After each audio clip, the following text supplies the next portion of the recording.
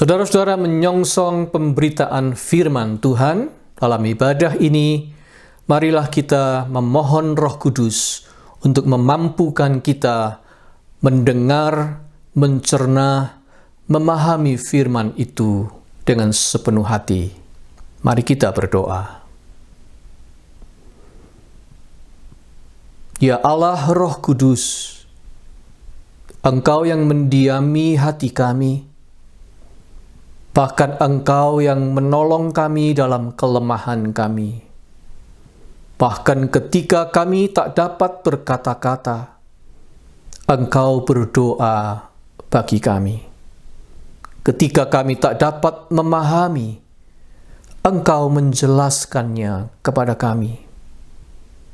Ya Allah Roh Kudus, kami datang kepadamu, memohon terang-Mu, menerangi pikiran dan hati kami, memberi kami inspirasi, memberi kami motivasi, dan memberi kepada kami hati yang penuh dedikasi, supaya kami dapat mendengar dan melaksanakan, beriman, dan patuh pada sabda Sang Bapa.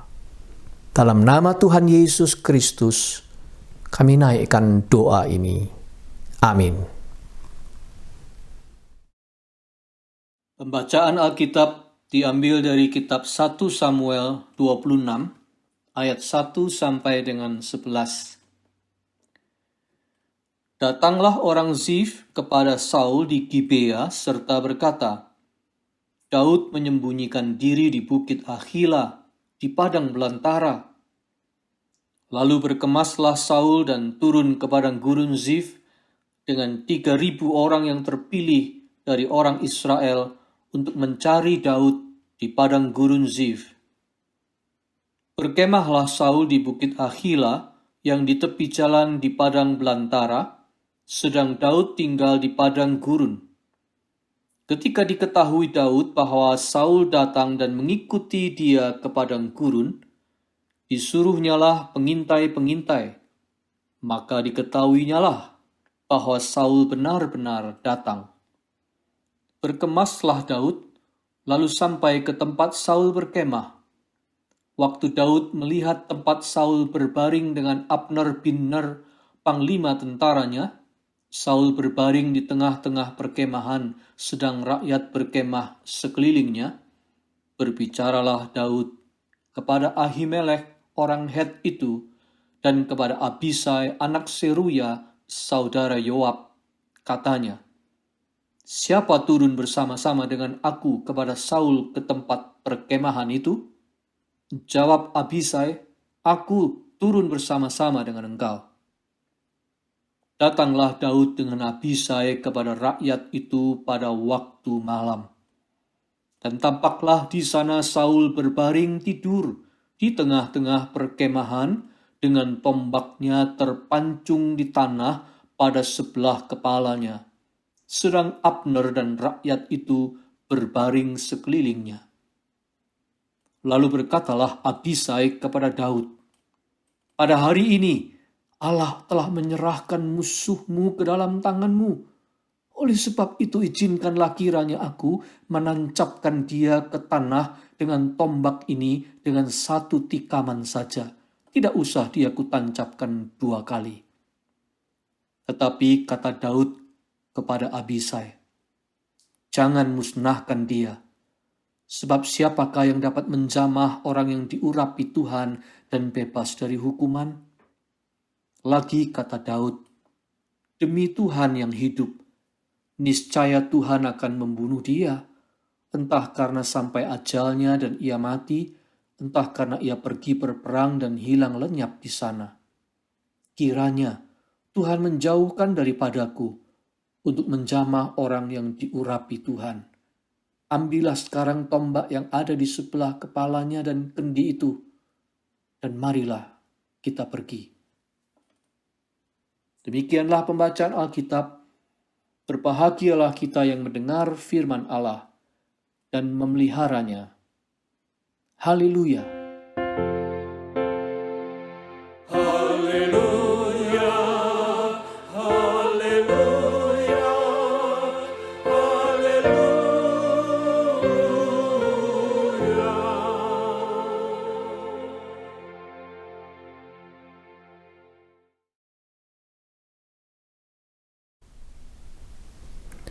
Saudara-saudara, serial khotbah Padang Gurun Kehidupan telah tiba pada serial yang kelima.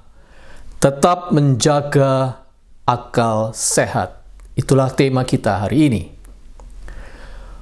Saudara-saudara, ada kalanya kehidupan ini memang menghadirkan sebuah situasi yang ekstrim kepada kita.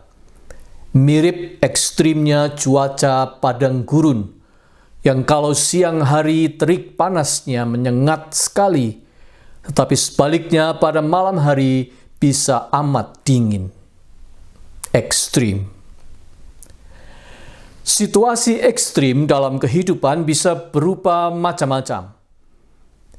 Bisa dalam bentuk bencana alam, bisa dalam rupa krisis pangan atau kelaparan, bisa dalam rupa krisis moneter, bisa persoalan politik, kudeta, bisa pula dalam bentuk peperangan, dan juga bisa dalam wujud wabah penyakit seperti yang sekarang terjadi di dunia ini dengan pandemi COVID-19.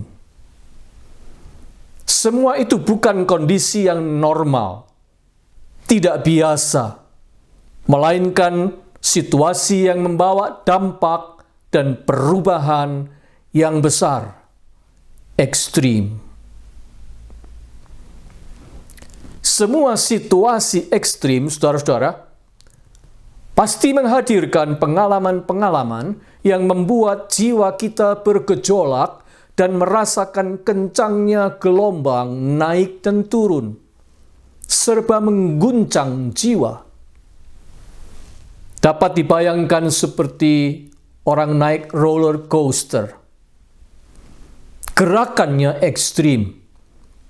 Itulah padang gurun kehidupan ini. Pada saat kita menjalani situasi ekstrim, maka jantung kita pasti berdebar lebih keras. Pikiran kita lebih sering kalut dan tegang. Perasaan atau emosi kita lebih sering naik turun, tidak stabil. Kadang dicekam rasa takut yang amat, khawatir yang menusuk-nusuk, gampang panik, lebih mudah stres, gampang juga terpancing amarah, bahkan gampang putus asa, dan seterusnya. Nah, karena situasinya ekstrim, gejolak jiwanya juga ekstrim, orang pun akan mudah terpancing untuk melakukan tindakan-tindakan ekstrim pula. Misalnya, dalam kepanikan orang bisa berteriak-teriak histeris.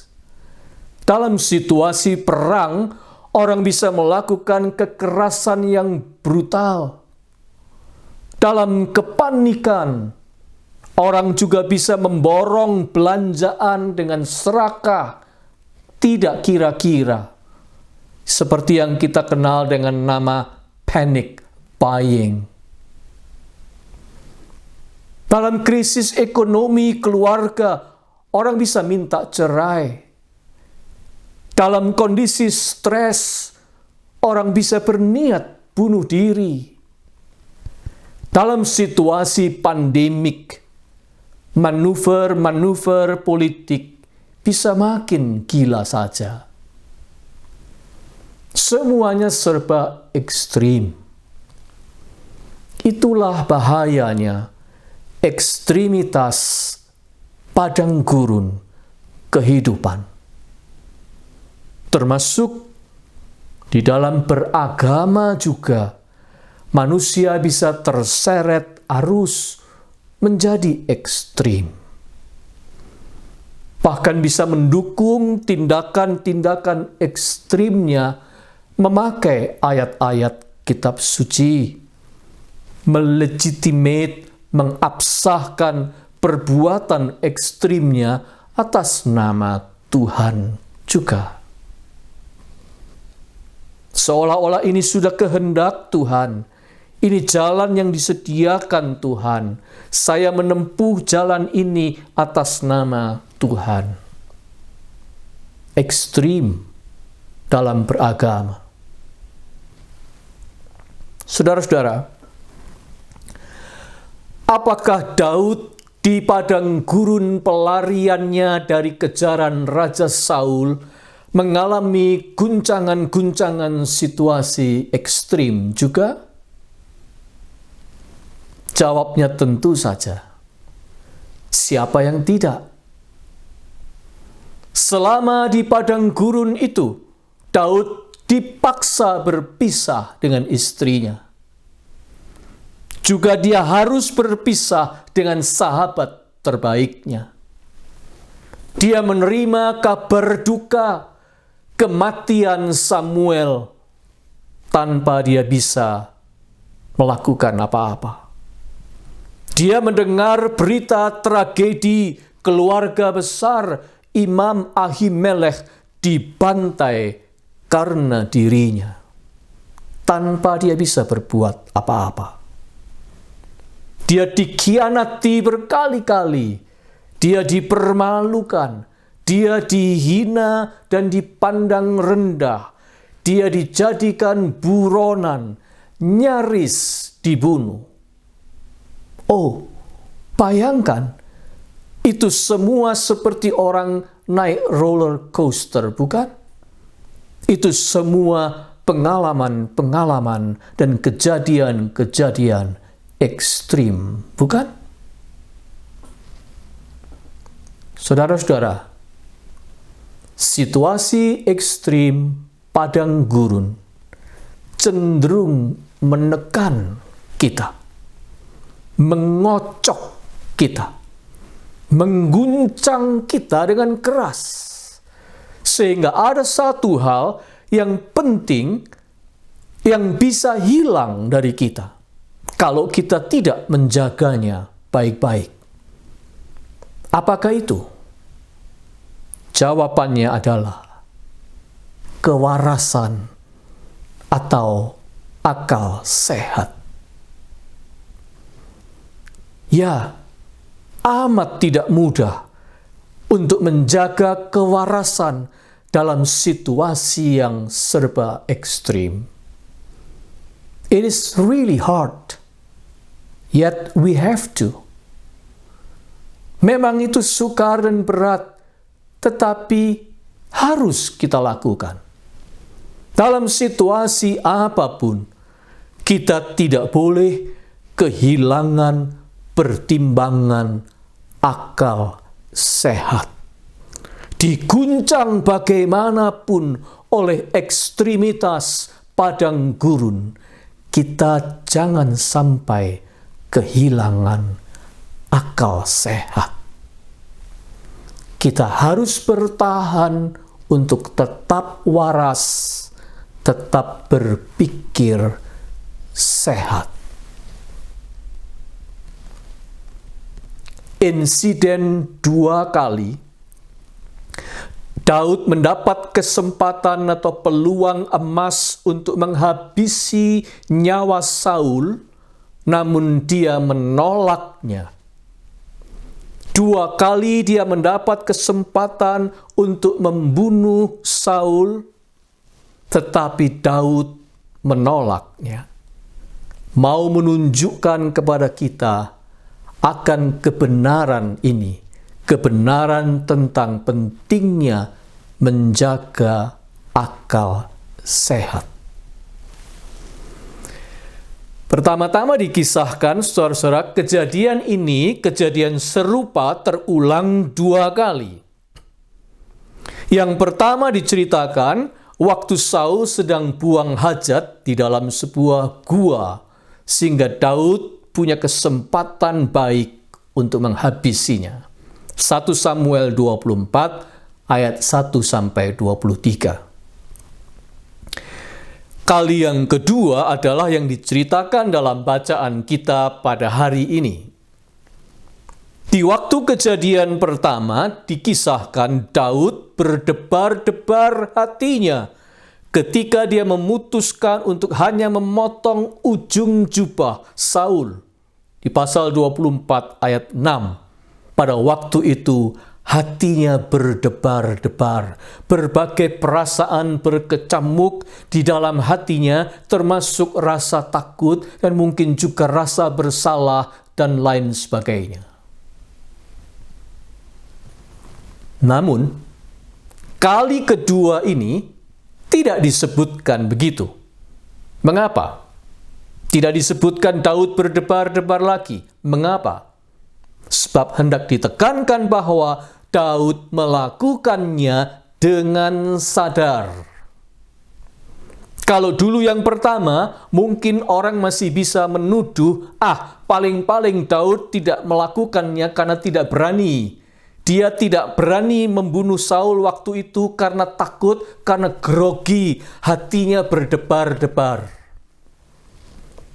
Maka, pada kali kedua ini, cerita mau membuktikan bahwa tuduhan itu keliru. Daud masih tetap bersikap sama. Dengan tenang tanpa hati berdebar-debar pun, dia tetap mengambil keputusan yang sama. Dia dengan sadar menolak kesempatan untuk bisa membunuh Saul dan mengakhiri perburuan terhadap dirinya yang bisa berpotensi membuka peluangnya untuk naik takhta. Daud menolak itu dengan sadar. Saudara-saudara, selanjutnya, di dalam konteks pada saat itu, sebenarnya kesempatan itu benar-benar bisa dibaca atau dianggap dimengerti sebagai datang dari Tuhan. Kesempatan atau peluang emas yang disediakan Tuhan. Dan itu beralasan. Sebab memang dalam kenyataan bahwa Saul dan seluruh pasukannya pada malam itu sedang tertidur lelap. Bayangkan, begitu banyak pasukan mengelilingi Saul, Saul tidur di tengah-tengah. Tapi tidak seorang pun bangun pada waktu Daud dan Abisai mendekati Saul. Mengapa? Pasal 26 ayat yang ke-8 mengatakan kepada kita, Tuhan membuat mereka tidur nyenyak. Pasal 26 ayat 12. Anak buah Daud memahaminya begitu. Beralasan, karena waktu itu memang yang membuat mereka tertidur nyenyak adalah Tuhan. Jadi kesempatan itu tersedia karena Tuhan. Tidak salah Abisai berkata kepada Daud, pada hari ini Allah telah menyerahkan musuhmu ke dalam tanganmu. Ayat 8. Bahkan Daud sendiri pun nanti di ayat 23 juga berkata, sebab Tuhan menyerahkan engkau pada hari ini ke dalam tanganku, kata Daud kepada Saul. Jadi saudara-saudara, dalam kondisi Tuhan menyediakan kesempatannya pun,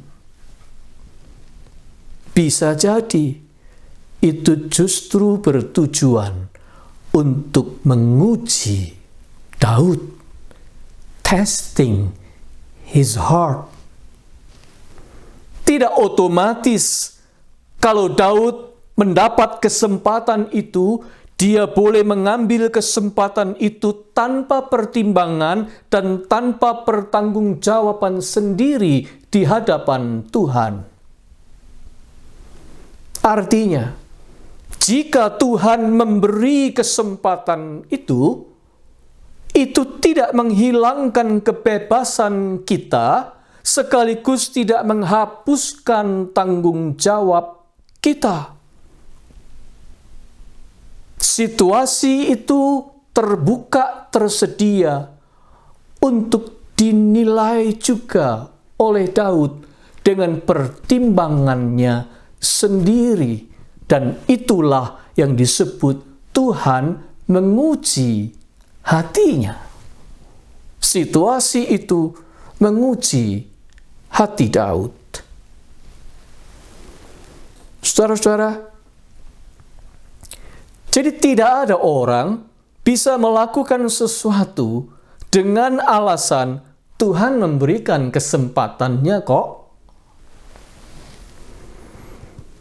Banyak orang melakukan kejahatan atau kenekatan di dunia ini dengan excuse seperti itu, bukan?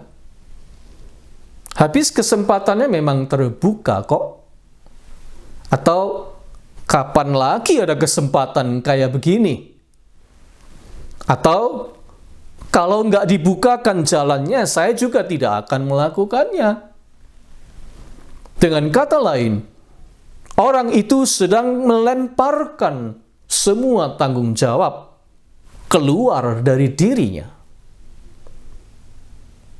Dia melemparkan bisa kepada keadaan.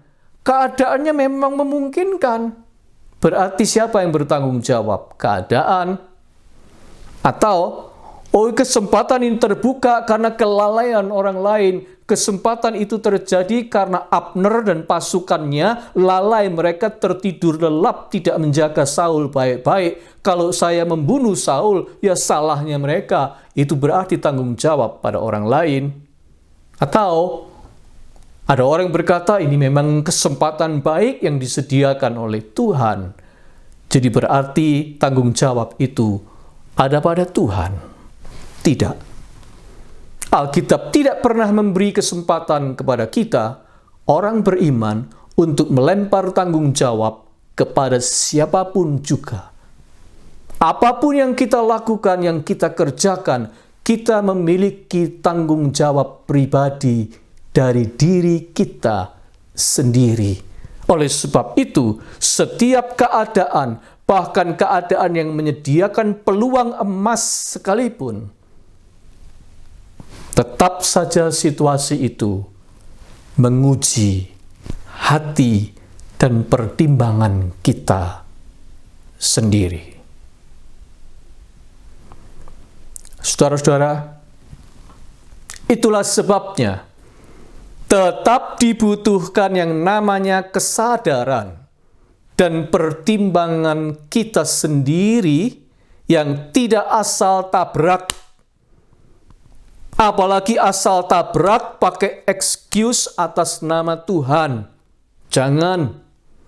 Kesadaran dan pertimbangan kita sendiri itulah yang namanya akal sehat. Dan akal sehat ini pemberian Tuhan. Manusia diciptakan Tuhan dengan kelengkapan akal sehat. Dan itu tidak pernah boleh diabaikan. Itu tidak pernah boleh disingkirkan. Atau itu juga tidak pernah boleh tidak dipakai dengan alasan apapun. Termasuk alasan religius atau spiritual. Tuhan memberi kita akal sehat sebagai panduan fundamental dari Tuhan bagi kita.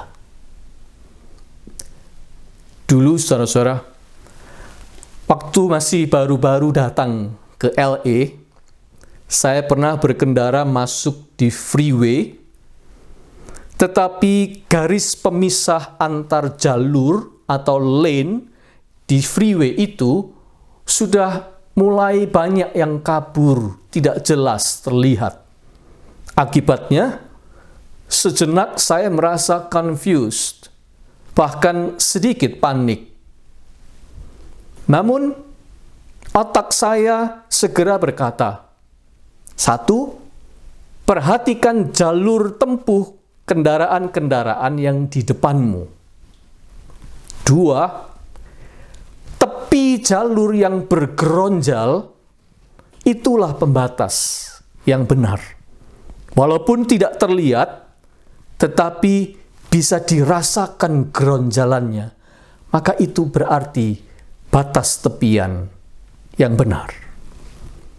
Setelah mengikuti pemikiran itu, saya merasa lebih tenang mengendarai.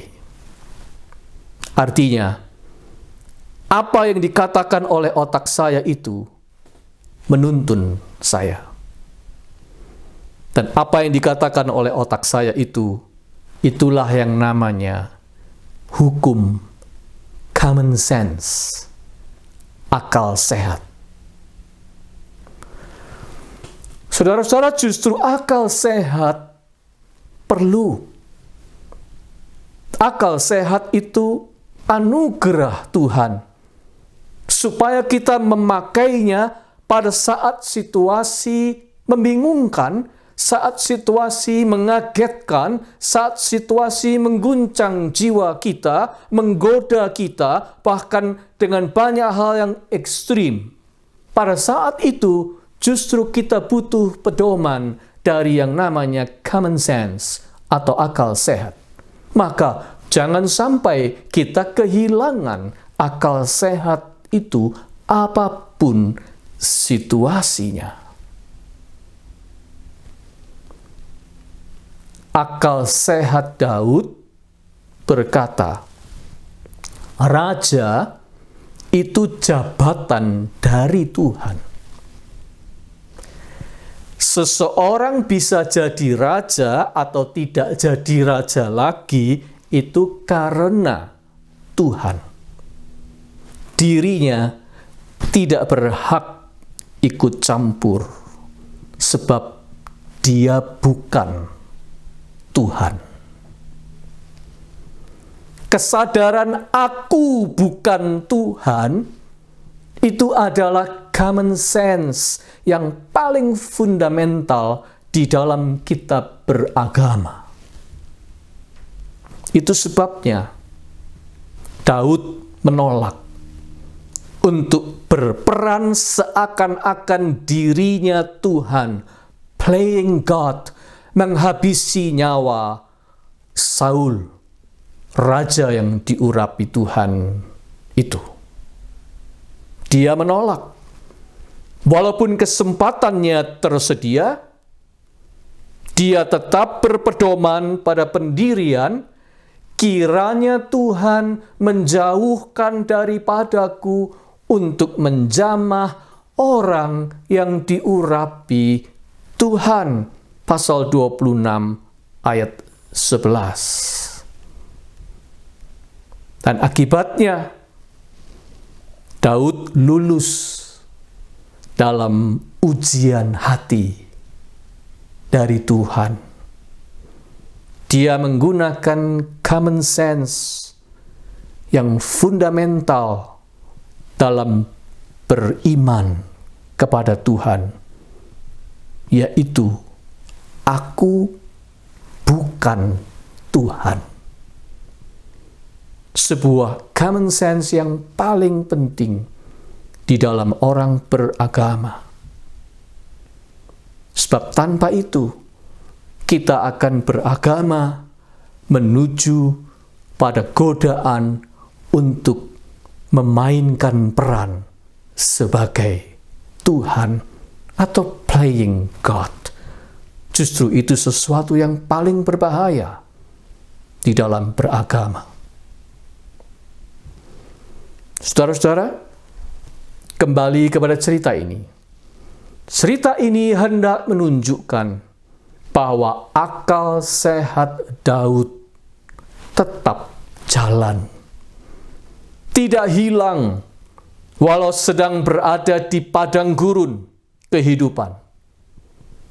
Akal sehatnya tidak hilang walau diuji oleh keadaan yang tampaknya amat menguntungkan bagi dirinya. Tidak hilang akal sehatnya karena dorongan nafsu untuk cepat-cepat mengakhiri kesulitan yang sedang dihadapinya. Akal sehatnya juga tidak hilang akibat godaan untuk mengambil jalan pintas saja. Oh, bukankah ini sebuah teladan dan pesan yang penting bagi kita? Khususnya di masa krisis pandemik ini.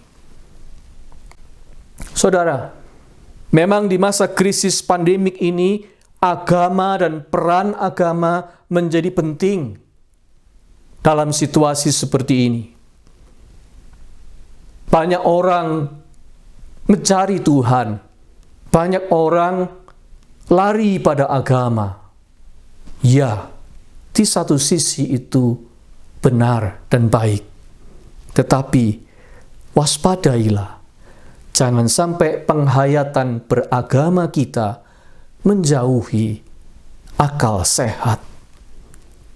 Almarhum Pendeta Dr. Eka Dharma Putra pernah berpesan agar kita tetap beragama dengan akal sehat. Saudara-saudara, situasi ekstrim padang gurun sangat berpotensi mencobai kita, menguji hati kita, untuk mengambil keuntungan sebesar-besarnya bagi diri sendiri tanpa memikirkan kerugian di pihak sesama. Istilahnya, cari selamat sendiri. Itu sebuah godaan pula. Atau situasi padang gurun kehidupan memberikan tekanan yang ekstrim kepada kita, sehingga kita bisa tergoda untuk mengambil keputusan-keputusan atau tindakan-tindakan ekstrim yang kita kira bisa menyelesaikan masalah. Seperti misalnya, main pukul saja, atau main kekerasan saja, atau sudah bercerai saja, atau bunuh diri saja. By the way, korban perceraian dalam rumah tangga dan kasus bunuh diri juga sudah banyak terjadi dalam situasi pandemik ini. Orang memang tergoda untuk mengambil tindakan-tindakan ekstrim, sebab situasinya memang ekstrim. Tetapi justru disitulah tantangan kita. Tindakan-tindakan ekstrim sebagai jalan pintas untuk menyelesaikan masalah tidak akan pernah menjadi penyelesaian.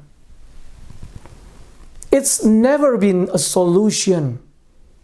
Instead, you create a new problem, an unexpected one. Problem yang tidak kita harapkan. Ketika kita menyelesaikan atau berusaha menyelesaikan persoalan kita dengan tindakan-tindakan ekstrim, kita tidak akan menyelesaikannya selain kita menciptakan persoalan baru. Daud tahu, barang siapa mengambil jalannya sendiri, menyentuh seorang yang diurapi Tuhan, membunuh Raja Saul waktu itu, Tuhan tidak akan membebaskan dia dari masalah. Daud tahu, malah orang itu akan kena masalah baru. Itu sebabnya dia memperingati dan menasehati Abisai. Tetapi kata Daud kepada Abisai, jangan musnahkan dia. Sebab siapakah yang dapat menjamah orang yang diurapi Tuhan dan bebas dari hukuman? Pasal 26 ayat 9. Daud sadar benar, menyelesaikan persoalan dengan mengambil jalan sendiri, menurut otak dan pikiran sendiri, bahkan mengambil jalan pintas, tidak akan menyelesaikan masalah, justru menciptakan masalah yang baru. Saudara-saudara, kita pun dalam masa krisis ini harus menjaga akal sehat kita, biar tetap punya kewarasan, kematangan berpikir, dan bersikap seperti Daud. Situasi begini ini, sudah pasti banyak orang suka bermain atau memancing di air keruh. Jangan mudah percaya apa saja. Jangan gampang terbujuk oleh siapa saja. Jangan mudah tertipu karena banyak penipu berkeliaran dan beroperasi, baik di dunia nyata maupun melalui dunia maya.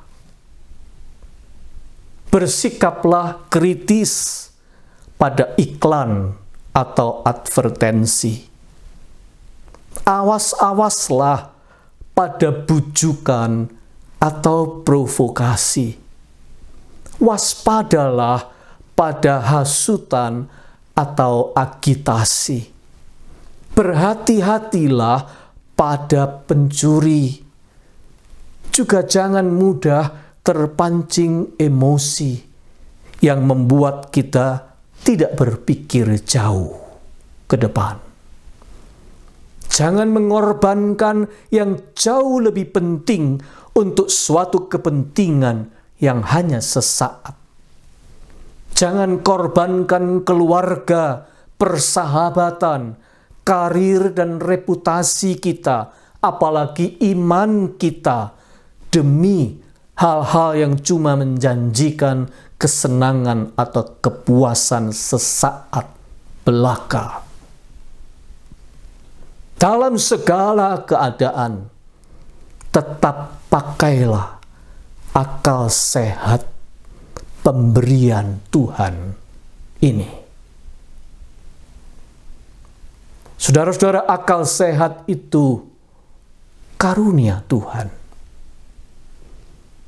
Dan juga salah satu senjata atau at least perangkat penting di saat genting.